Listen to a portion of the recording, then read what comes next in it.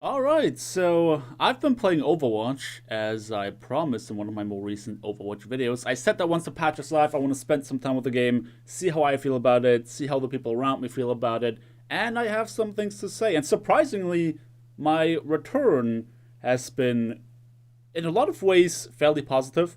Obviously, this is not just going to be good news, because if the game was amazing right now, you wouldn't need me telling you that the game is amazing, you'd be playing rather than watching this video. However, those of you who keep up with my videos, you know that I haven't really touched Overwatch much at all ever since Apex Legends came out. There are a few things I said in one of my more recent Overwatch videos that I definitely already feel different about. One big thing that has been pointed out was that I said there's nothing left to learn for me in Overwatch, and again, it's been rightfully pointed out that there's always something for you to learn. You never stop learning, you never stop getting better at a game if you're determined to get better, and what I meant was there's nothing left for me to learn that I care about, and I just want to make sure that I don't leave that standing, because obviously that statement itself is kind of bullshit. Anyway, I want to start this video with context, bias, and expectations, because the one thing I've seen with a lot of streamers, for example, who left Overwatch for, let's say, Fortnite, for example,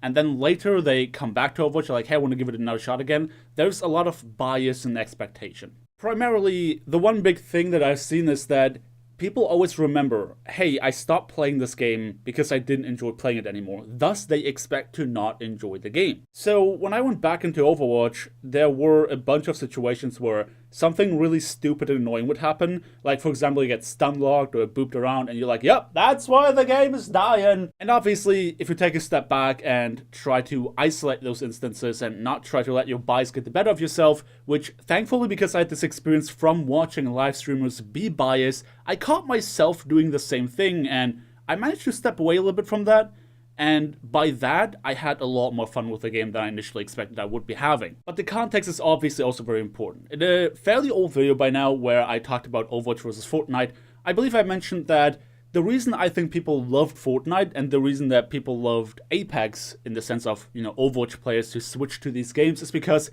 they are nothing like Overwatch. People always operate under this assumption that, like, if you play one game as your main game, you must love that genre, and a lot of people suggested to me, because I like Overwatch, to play Paladins. But the reality of it is that I don't like hero-based shooters more than I like Overwatch, if that makes sense. I tried Paladins, was my cup of tea, didn't enjoy playing it. Only because I play Overwatch doesn't mean I suddenly love the whole genre. It just means that I like playing this one game. In the same sense, The Division is a good example because I actually hate third-person shooters, but the first Division and now the second one are like that one big exception, because they're doing so many things so right for me that I really enjoy playing them, despite the fact that I usually don't like third-person shooters. So the context here is obviously, when I stopped playing Overwatch, it was around the time Apex Legends launched and all my friends started playing it, so I didn't have anyone to play Overwatch with, and I ended up playing Apex with them instead. And the more I played, the more I liked it, and it had this like bitter aftertaste of like, why is this game so much better than Overwatch? Why are they doing so many things so much better than Blizzard? And now, you can almost say the same thing happened in reverse, where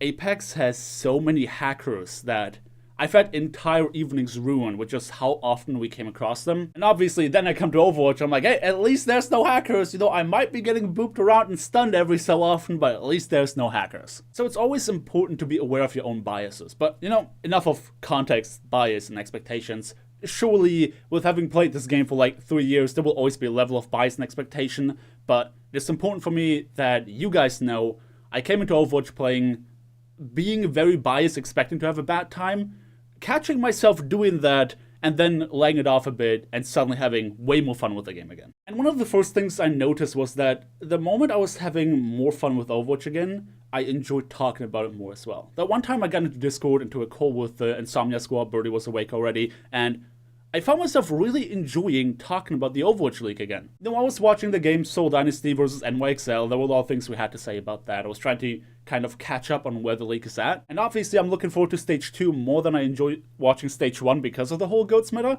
But surprisingly enough, the more I was having a good time, the more I was interested in OWL again. And suddenly this whole thing with like, there is nothing left for me to learn, changed very drastically, because one hero I really wanted to learn something was Zarya. Zarya, who up until now has always been a very off pick for me. Like, I could flex onto it, but I was never very good at it. Suddenly I was like, hey, I really want to get better at this. And I was having this urge, to be honest, to play more tanks, so I spent a lot of my time actually playing tanks. Which is interesting because Zarya just got nerfed and tanks are still getting booped and stunned around, which is not necessarily the most fun experience ever. But because I didn't play a lot of tanks and I had a teammate with me who kind of tried to make sure that I don't feed all the time, I was having a pretty good experience just going ham, trying to get those big ultimates, learning what to do better. And it comes back to this whole thing that I said in my Overwatch 2019 review, where I talked about how as long as you're learning things in Overwatch, as long as you are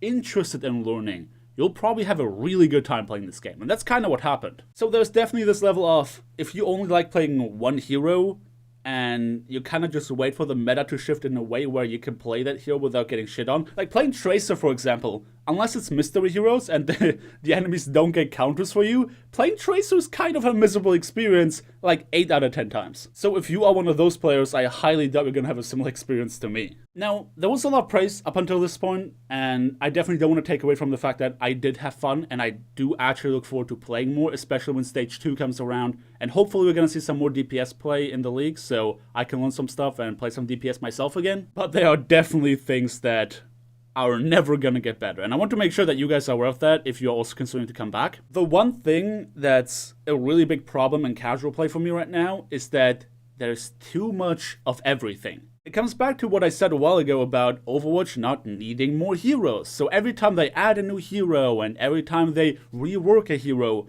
there's more clutter on the screen. It's crazy how in a game you can have simultaneously too much poke damage, too much burst damage, too much damage period, while also having too much sustain, too much healing, too many barriers, too many ultimates. Like, the amount of times where in quick play I try to attack the objective and that's just like this huge ult fiesta is absolutely crazy. If there's one thing I believe they should change, it's ult percentage. They cut it down, I believe, by 35% a couple years ago. They should cut it down by at least another 35% because people are getting the ultimates way too fast. And it's just like huge clusterfuck of a team fight that it's hard to realize what even is happening. It's kind of like everyone just presses Q and once the dust settles, we'll see who comes out ahead. And especially with DPS heroes not being that viable, it's hard to attribute any true finesse to that, because more often than not, just taking advantage of chaos more than making opportunities yourself. But I definitely think that one of the most annoying things in this game right now is still crowd control. Like, especially boops, it's not so much stuns more than it is booping, because there are periods where, especially if you play a huge tank that's easy to boop, you go for very long periods without being able to control your character, and that is the most annoying thing in this video game. And this is one of the big reasons why I prefer mystery heroes over quick play, because you can avoid this whole ult fiesta by resetting ult charge every time they die, they have to play a new hero. And also another big thing is that people can't choose to be assholes. Like, for example, when I play quick play, I came across a lot of Doomfist players, and Doomfist is just like an anti-fun hero for me. When I tried to play tank, I was getting into this whole like getting booped and juggled territory, which was really annoying because I can't effectively play the game. And when I played support, I just got one shot all the time, which is not only not effectively playing the video game, it's not playing the video game, period. And more often than not, I died to the Doomfist faster than I could even react, which you can attribute to me not having played this game in a while, but either way, if somebody comes back to playing the game and this is what they experience, they're gonna have a bad time. And also when we talk about, new players and returning players and people who are not very competitive and just want to have a chill time, Doomfist is an anti-fun character.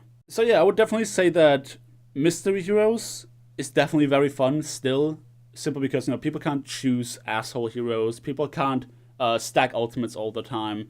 It's very chaotic in the sense that Overwatch is more fun when it's chaotic, in the sense that, matchmaking doesn't really work properly. And quick play is just as much of a clusterfuck as it ever was, plus the ult fiesta, plus the poor matchmaking. And that's one thing I want to address, is that people always say, oh, just play with friends and Overwatch is gonna be fine. But if we're talking about like that, everything is more fun with friends, and if that is your only argument for playing Overwatch, why would I play a game that by default gives me a worse experience than another game? Because by proxy, I'm gonna have more fun with my friends in a game that is already more fun, rather than having to have my friends play with me this one game that's only fun when I play with friends. And in our group in particular, if you think about Insomnia Squad, us 3 people, we 3 have different skill levels. We have 1 Diamond player, 1 Masters player, and 1 Top 500 player, which means that whenever we play Quick Play, our matches are all over the place. We have to go out of our way to ignore the fact that 9 out of 10 times we get absolute bots on our team and people who sweat their dicks off on the enemy team trying to win. So it's really difficult to enjoy the game as a casual game knowing that all these things exist.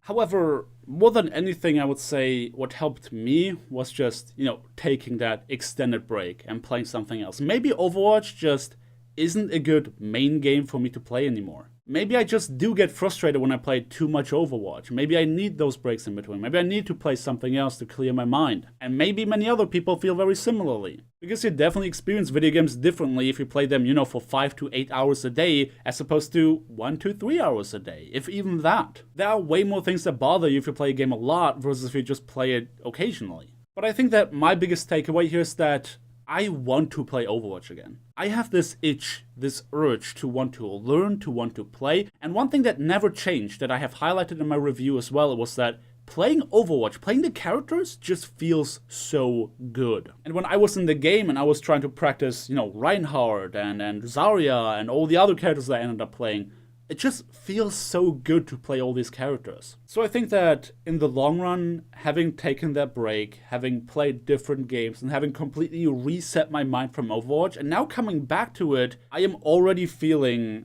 so much better about playing. And I know that there's a lot of stigmatization surrounding Overwatch League, but surprisingly enough, I'm already getting a mild interest back in Overwatch League. I have already started watching more games again, and more than anything, I'm really looking forward to Stage 2, to the new meta, and if this continues, I might perhaps even see myself playing competitive again. But that's kind of reaching far into the future. I want to cut this video short. Definitely feel free to leave your comments down in the comment section below. But until then, thank you everybody so much for watching. Don't forget to drop me a like on your way out if you enjoyed this video, subscribe if you want to see more, and I hope to see you guys next time.